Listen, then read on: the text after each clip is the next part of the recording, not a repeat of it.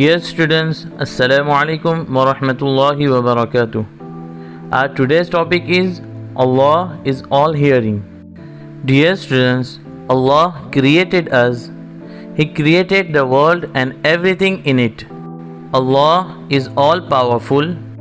He created us, He guides us, He gives us food, He gives us drink. Dear students, when we are ill, He is the one who cures us.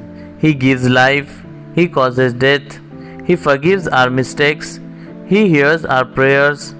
And how well He hears! Yes, Allah hears everything, whether we say it quietly or loudly.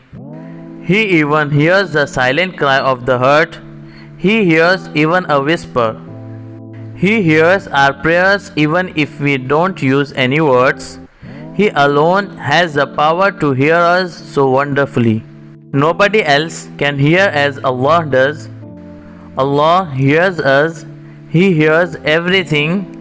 He is so wonderful a hearer that He hears all the people in the world at the same time.